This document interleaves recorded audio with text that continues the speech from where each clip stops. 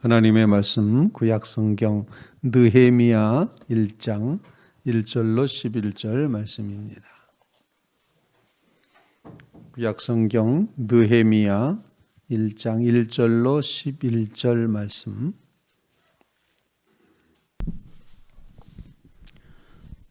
교독하며 읽겠습니다. 느헤미야 1장입니다.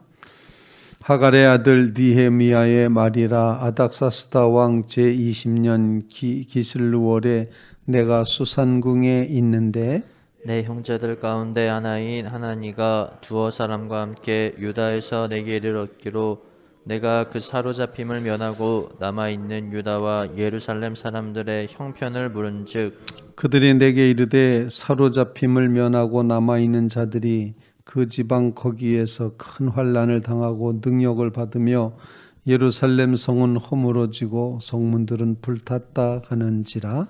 내가 이 말을 듣고 앉아서 울고 수일 동안 슬퍼하며 하늘의 하나님 앞에 금식하며 기도하여 이르되 하늘의 하나님 여호와 크고 두려우신 하나님이여, 주를 사랑하고 주의 계명을 지키는 자에게 언약을 지키시며 긍휼을 베푸시는 주여 간구하나이다. 이제 종이 주의 종들인 이스라엘 자손을 위하여 주야로 기도하오며 우리 이스라엘 자손이 주께 범죄한 죄들을 자복하오니 주는 귀를 기울이시며 눈을 여시사 종의 기도를 들으시옵소서. 나와 내 아버지의 집이 범죄하여 주를 향하여 크게 악을 행하여 주께서 주의 종 모세에게 명령하신 계명과 율례와 규례를 지키지 아니하였나이다. 옛적에 주께서 주의 종 모세에게 명령하여 이르시되 만일 너희가 범죄하면 내가 너희를 여러 나라 가운데 흩을 것이요 만일 내게로 돌아와 내 계명을 지켜 행하면 너희 쫓긴 자가 하늘 끝에 있을지라도 내가 거기서부터 그들을 모아 내 이름을 두려고 택한 곳에 돌아오게 하리라 하신 말씀을 이제 청하건대 기억하옵소서. 이들은 주께서 일찍이 큰 권능과 강한 손으로 구속하신 주의 종들이요 주의 다 백성이니이다. 같이 주여 구하오니 귀를 기울이사 종의 기도와 주의 이름을 경외하기를 기뻐하는 종들의 기도를 들으시고 오늘 종이 형통하여 이 사람들 앞에서 은혜를 입게 하옵소서 하였나니 그때 내가 왕의 술관원이 되었느니라. 아멘. 살아계신 하나님의 말씀입니다. 오늘 느헤미야의 말씀을 통해서 함께 기도할 제목을 나눌 수 있기를 바랍니다. 바벨론 포로에서부터 첫 번째 돌아온 스룹바벨은 성전을 건축하게 됩니다. 2차 귀환을 인도했던 에스라는 그 백성들에게 하나님의 말씀을 회복하는 그런 역사를 이루게 됩니다. 이제 세 번째 바벨론에서부터 세 번째 포로에서부터 돌아오는 것을 지도하는 이끄는 사람이 느헤미야라는 그런 사람인데, 느헤미야는 오늘 본문에 있는 것처럼 왕의 술관원인 고위직 공무원이었음을 보여주고 있습니다. 그것도 파사제국의 수산성에서 그때 그런 일을 감당했음을 보여주고 있습니다. 그런데 그는 이 세 번째 바벨론 포로에서부터 돌아오는 백성들과 함께 예루살렘에 올라가서 느헤미야는 성벽을 건축하는, 재건하는 일을 하게 됩니다. 그러니까는 우리의 머릿속에는 첫 번째 귀환할 때는 스룹바벨이 성전을 지었고, 두 번째 귀환할 때는 에스라가 율법의 말씀을 다시 세웠고 가르쳤고, 그리고 세 번째 귀환했을 때는 이 느헤미야에 의해서 성벽을 다시 지었다. 이렇게 기억하시면 이스라엘 역사의 모습을 우리가 이제 아주 거칠게나마 아는 그런 일이 될 것입니다. 사실 성경 안에서의 이스라엘 역사는 느헤미야가 끝입니다. 이후의 역사는 따로 기록되어 있지 않고 이제 신구약 중간 시대로 넘어가게 되는 그런 모습을 보여주고, 그리고 나중에 세례 요한이 등장하면서 신약 성경이 기록되어져 가는 그런 모습을 보여주고 있습니다. 그래서 구약 성경의 마지막 역사의 이야기를 느헤미야로 우리에게 이제 일깨워 주고 있습니다.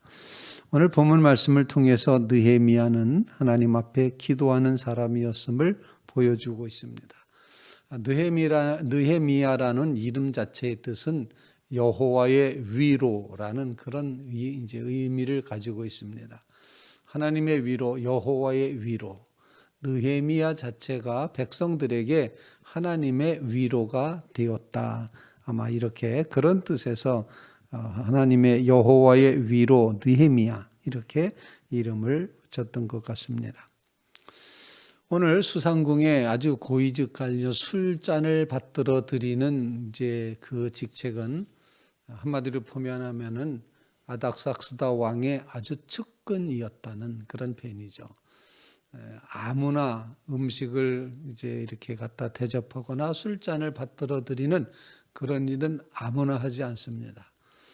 고대 사회일수록 암살하는 이런 시도가 많기 때문에 더더군다나 독을 탈 수도 있기 때문에 확실히 믿는 사람이 아니고서는 술잔을 맡기지 않습니다. 그런 의미에서 보면 아닥삭스다 왕의 술잔을 기울이는, 술잔을 올려드리는 이런 직책을 가졌던 느헤미야는 아마 본인의 삶으로다는 가장 출세하고 성공하고 풍요롭고 넉넉한 그런 삶을 살았던 사람이었을 것입니다.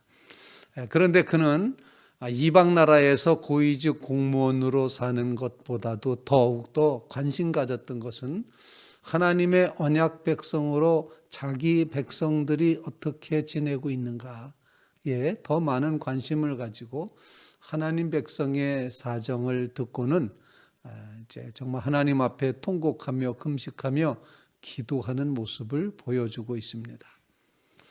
세상에서 높은 아주 정말 완전 성공한 사람임에도 불구하고 그의 본래의 모습은 하나님의 백성이었다는 사실을 기억하며 자기 백성의 곤욕당하는 모습과 자기 백성의 환난을 당하고 있는 모습을 이제 예루살렘에서부터 자기에게로 온 하나냐라는 사람에게 듣고 난 다음에 그는 자기 백성의 이런 어려운 형편을 이제 듣고 나서는 하나님 앞에 통곡하며 이제 울고 있음을 보여주고 있습니다.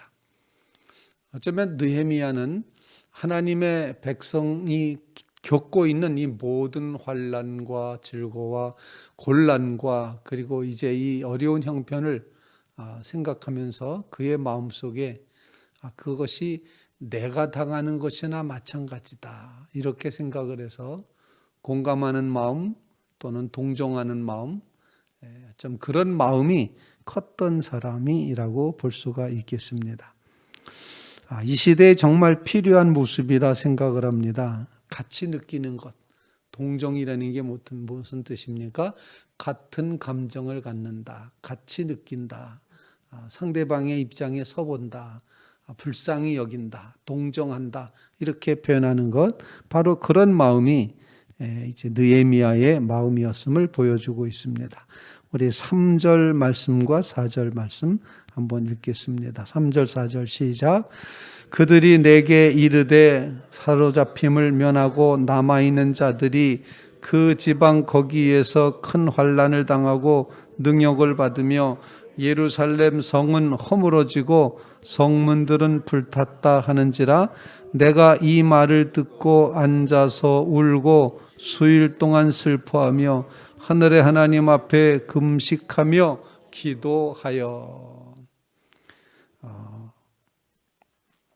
남아있는 자들, 예루살렘에 올라간 백성들, 그 백성들이 그 지방 즉 예루살렘 거기에서 큰 환난을 당하고 능욕을 받고 있고 성은 허물어졌고 성문은 불이 타버렸다. 이런 소식을 전해 듣고는 한없이 마음이 슬퍼서 수일 동안을 앉아서 울고 금식하고 기도하게 되었다라는 것입니다. 안타까움을 마음을 갖는 것, 안타까운 마음으로 하나님 앞에 기도하는 것, 동정의 마음을 갖는 것, 같이 느껴가는 것, 이 공감의 능력, 이제 이거를 컴패션이라고 표현을 할 수도 있는데 동정하는 마음, 긍휼히 여기는 마음, 바로 그런 마음이 느헤미야에게 강하게 있었음을 보여주고 있습니다. 절망적인 소식에 절망을 그 소식을 듣고 하나님 앞에 무너져 내리는 심정으로 그 아픔을 같이 느끼며 기도하는, 슬퍼하는, 금식하는, 울고 있는, 기도하는 느헤미야의 모습을 오늘 본문이 보여주고 있습니다. 하나님 앞에 간구합니다. 하나님, 우리도 정말 우리의 마음에 민감함을 허락해 주셔서, 영적인 민감함을 허락해 주셔서 동정하고 함께 느끼고 공감하는 그런 마음, 민감한 우리의 영혼이 되게 해 주시옵소서. 그런 간구를 주님 앞에 올릴 수 있기를 간절히 바랍니다. 무심한 백성, 무관심한 백성이 돼서는 안 된다는 것을 우리에게 일깨워 주고 있습니다. 특별히 하나님의 도성, 하나님의 교회, 하나님의 백성, 하나님의 공동체가 무너져 내리지 않도록, 상처받지 않도록, 큰 환난 겪지 않도록, 능욕을 당하지 않도록 하나님 도와주십시오. 안타까운 마음으로 이렇게 주 앞에 엎드려 기도하는 믿음의 성도들이 꼭 되시기를 주님의 이름으로 부탁을 드립니다. 사람마다 이렇게 보면은 이 공감의 능력이 뛰어난 사람들이 이 시대에서 꼭 필요하다 생각을 합니다. 공감의 능력을 키우게 해주십시오. 동정하는 마음을 허락해 주십시오. 그냥 무관심하게 그냥 그 사람은 그 사람이고 나는 나고, 예루살렘 성벽이 무너졌으면 어떠냐, 우리 집 안 무너졌는데, 이렇게 생각하는 것이 아니라 정말 그것을 내 일로 깨달으며 나의 것으로 이렇게 느껴가는 이런 이제 성숙한 신앙의 모습이 이제 느헤미야의 모습이었고 우리에게 필요한 모습이다 생각을 합니다. 여러분의 삶에 하나님 앞에 깊이 기도하는 성도 여러분들의 심령 가운데 이렇게 동정하는 마음, 긍휼히 여기는 마음, 그래서 이웃의 아픔을 나의 아픔으로 만들어낼 수 있는 그런 마음 자세, 그렇기 때문에 기도하고 그렇기 때문에 긍휼을 베푸는 자리에서는 믿음의 성도들 꼭 되시기를 주님의 이름으로 부탁을 드립니다. 이제 느헤미야가 기도하기 시작을 합니다. 느헤미야의 기도, 그 기도의 내용은 먼저는 하나님을 어떤 하나님으로 고백하는가, 높으신 하나님, 천지를 지으신 하나님, 이렇게 고백을 합니다. 5절에 보면은 하늘의 하나님 여호와 크고 두려우신 하나님, 주를 사랑하고 주의 계명을 지키는 자에게 언약을 지키시고 긍휼을 베푸시는 주님, 이렇게 그 주님께 간구하고 있습니다. 기도의 대상을 분명하게 파악을 하고 있습니다. 그리고는 기도의 모습, 두 번째 내용은 어떤 내용인가니 하나님 앞에 먼저 죄와 허물을 회개하고 있다는 사실입니다. 우리 6절 말씀을 이제 다 한번 같이 읽어보겠습니다. 6절, 7절 시작.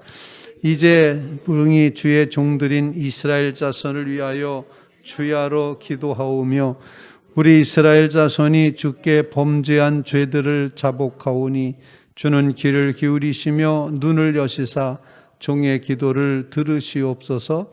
나와 내 아버지 집이 범죄하여 주를 향하여 크게 악을 행하며 주께서 주의 종 모세에게 명령하신 계명과 율례와 규례를 지키지 아니하였나이다.